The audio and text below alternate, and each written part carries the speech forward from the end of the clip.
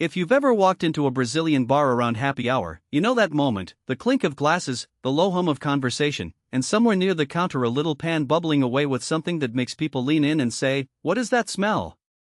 Today I'm bringing that exact vibe to your kitchen with a true classic, Moela ao Malho, chicken gizzards simmered until tender in a rich tomato sauce that begs for a piece of bread to swipe the plate clean.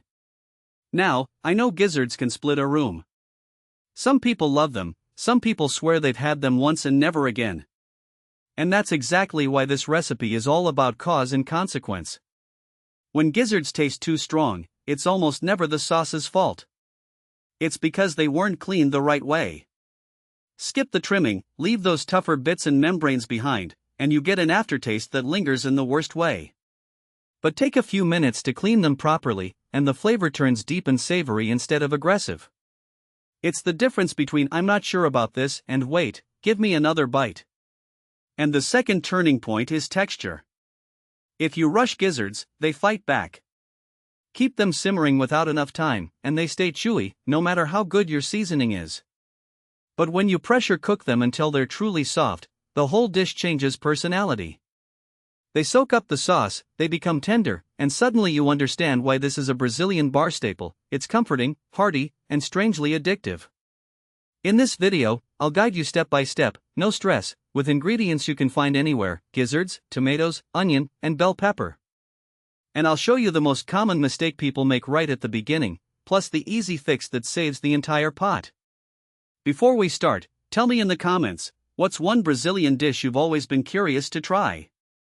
And if you like recipes that feel like a quick trip to Brazil without leaving home, subscribe so you don't miss the next one. Now come closer, because the first thing we're doing is the step most people rush, and it changes everything. Before we even think about sauce, we start where this dish either wins people over or loses them: the gizzards. If you've ever tasted Moela that had a strong, lingering aftertaste, 9 times out of 10 it wasn't the seasoning, it was the cleaning. So I'm taking a calm minute here, because this step is pure cause and consequence. Clean them well, and the flavor turns deep and savory. Rush it, and the whole pot carries that off note. In the kitchen, you'll hear that soft tap of the knife on the board and the sink running. I like to spread the gizzards out and look at them one by one. Trim any tough yellowish skin, little bits of membrane, and excess fat. Anything that looks rubbery on the outside is exactly what can make the final dish feel heavy. Then rinse them well, rubbing gently, like you're washing grapes, not scrubbing a pan. When they're clean, they already smell better, fresher. That's how you know you're on the right track. Now, into the pressure cooker they go, because tenderness is what makes Moela ao Malho a bar classic. Cover with water, add a pinch of salt if you like, and close the lid. Here's the other big cause and effect: if you undercook, you'll chew forever. If you pressure cook long enough, they turn soft and almost buttery, the kind you can cut with a spoon. Once it reaches pressure, give it time. Not rushed time, real time. You'll hear that steady hiss, the quiet confidence of something turning tender. While that happens, we're building the soul of the dish on the side: tomatoes, onion, and bell pepper. When you chop them, the board gets glossy with tomato juice, the onion sharpens the air, and the bell pepper brings that sweet, green brightness. This trio is simple on purpose, because once the gizzards release their juices, they're going to do most of the work for us. Quick question for you: did you grow up eating gizzards, or is this one of those "I've always been curious" foods? If you're enjoying this kind of straightforward Brazilian cooking, hit like and consider subscribing, because next we're going to bring everything together into that thick, bread-dipping tomato gravy that makes people ask for more. Now that the gizzards are clean and ready, here's where the whole recipe changes from maybe chewy to bar perfect: the pressure cooker. If you rush this part, you'll get that tough bite that makes people think they don't like gizzards. But if you give them the time they need, they turn tender and almost buttery, and the sauce later will cling to every little curve. I drop the gizzards into the pot and cover them with water just enough to submerge. A pinch of salt goes in now, not too much, because we'll season again in the sauce. Lid on, heat up, and once it starts to hiss and build pressure, I lower the flame and let it cook steadily. In a Brazilian bar, this is the quiet moment in the kitchen, when the cook steps back, wipes the counter, and you can already smell something savory starting to wake up. While they cook, I start setting up the base of the sauce: onion, tomatoes, and bell pepper. Nothing fancy, just the trio that makes so many Brazilian dishes taste like home. You can almost hear the sizzle coming, that first contact with hot oil, and you know the kitchen is about to get cozy. When the pressure time is up, I turn off the heat and let it release naturally. This matters. If you force it open too soon, the texture can suffer and the broth inside won't be as rich. And that broth is gold, because it's the bridge between the gizzards and the tomato sauce. If you like this kind of recipe that turns simple ingredients into something comforting, give the video a like so I know to bring more Brazilian bar classics. I open the lid and check, a fork should go in easily, like it's testing a soft stew meat, not something rubbery. If it still fights you, no shame, just close it back up and give it a little more time. Quick question while we're here, have you ever eaten gizzards before, or is this your first time trying a Brazilian-style moela? Once they're truly tender, I reserve some of that cooking liquid, because in the next step we're going to build a sauce that tastes like it's been simmering all afternoon. And if you want to follow along with the rest of this recipe and other Brazilian favorites, subscribe, because the best part is coming right now. Now that the gizzards are clean, this is where the whole dish either becomes that beloved bar classic, or ends up chewy and strong in a way nobody wants. I'm going to treat them with respect, because Moela rewards patience.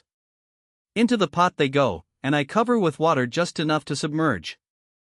A little salt now, not too much, because the sauce later will concentrate everything. I bring it up, and the moment it starts to smell like real cooking, not raw poultry, I lock the lid and let the pressure do the work. Here's the cause and effect you'll feel in your fork: if you rush this part, you'll bite and fight. If you pressure cook until they're truly soft, they turn tender in a way that surprises people who don't like gizzards. I'm talking about that texture where they hold their shape, but give in easily, almost like a braise. Depending on your gizzards, it can take around 25 to 35 minutes once you hit pressure. When the time's up, I let the pressure come down naturally for a few minutes. That calm finish keeps the meat from tightening back up.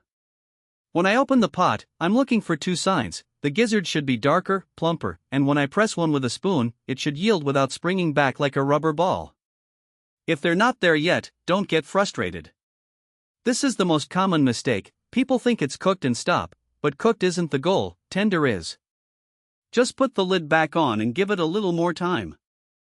Now I drain them, but I'm not throwing that cooking liquid away. That broth is pure flavor, and it's going to be the bridge between the meat and the tomato sauce. In another pan, I warm a drizzle of oil and the kitchen immediately changes mood. Onion goes in first, and you listen for that soft sizzle. Then bell pepper, and you can almost smell a Brazilian bar at happy hour: savory, sweet, inviting. Tomatoes join, breaking down, turning glossy, and that's when the sauce starts to look like it's going to cling to everything. If you're enjoying this kind of simple, real Brazilian cooking, tap like so I know to bring more classics. And tell me, what's the one Brazilian dish you've always been curious to try? In a second, we're going to marry these tender gizzards with that sauce and turn it into the kind of petisco that makes you reach for bread without even thinking. Now that the gizzards are tender, this is where the whole dish changes from just cooked to that Brazilian bar-style Moela ao Malho you remember: glossy sauce, deep smell, and that first spoonful that begs for bread. Open the pressure cooker carefully and take a second to look. If the gizzards are truly soft, a fork should slide in without resistance. If they still feel a little tight, that's the most common mistake: stopping too early. And the consequence is immediate: no matter how good your sauce is, the bite stays chewy. So don't force it. Just bring them back to pressure for a few more minutes until they relax. In a wide pot, warm a drizzle of oil and let the onion go in first. You want that gentle sizzle, not aggressive frying. When the onion turns translucent and smells sweet, add the bell pepper. Right away, the kitchen changes, fresh, bright, almost like you're standing near a grill outside a busy botico. Stir slowly, scraping the bottom so nothing sticks, because what sticks becomes bitter and then the whole sauce tastes dark in the wrong way. Now the tomatoes. If you're using fresh, let them break down until they look jammy. If you're using canned, give them time to lose that raw edge. Season with salt and black pepper, and then comes the best part: ladle in some of the cooking liquid from the gizzards. That liquid is pure savory gold. It's the cause of the rich flavor people think takes hours, and it's why the sauce ends up tasting like it came from a place with a chalkboard menu and cold beer sweating on the table. Add the gizzards back in and let everything simmer together. Keep the heat low enough that the bubbles are lazy. As it reduces, the sauce thickens and coats each piece, turning shiny and inviting. Taste and adjust salt, maybe a touch more pepper. And if the sauce feels too thick, loosen it with a splash more broth. Too thin, just give it a few more minutes uncovered. If you're enjoying how simple this turns into something so comforting, a quick like helps me know you want more Brazilian classics like this. And tell me, what's the one Brazilian dish you've always been curious to try? If you want more recipes that feel like a warm table and an easy conversation, subscribe, because in a second, I'll show you the perfect way to serve this so nobody can resist that first bite. And that's it, Moela ao Malho, the way you'd find it steaming behind the counter of a Brazilian bar, ready to make any simple night feel special. Look at that sauce for a second. It's thick, glossy, and full of little bits of onion and bell pepper that almost melt into the tomato. When you drag a spoon through the pan, it parts slowly, like it's holding onto all that flavor on purpose. Now here's the payoff of everything we did.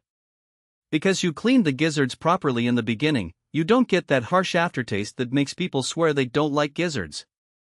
And because you didn't rush the pressure cook step, they're not chewy or rubbery. They're tender, almost buttery inside, and they soak up the sauce instead of fighting it. That cause and effect is the whole secret. Clean well, cook until truly soft, and the sauce becomes comfort instead of a cover-up. This is the kind of dish that invites people into the kitchen. I can almost hear it, someone passing by, leaning in and saying, "What are you making?" And you just smile and answer, "Moela ao Malho." Then comes the best part, serving it. If you want the bar-style experience, grab some crusty bread and use it to scoop up the sauce, getting every last drop. If it's dinner, spoon it over rice and let that tomato gravy sink in. Either way, it's warm, savory, and strangely calming, like food that's been around long enough to know it doesn't need to prove anything. One quick reminder before you go, if you ever make it and it still tastes a little strong, it's almost always the cleaning step. Go back, trim anything tough, rinse well, and next time you'll taste the difference immediately.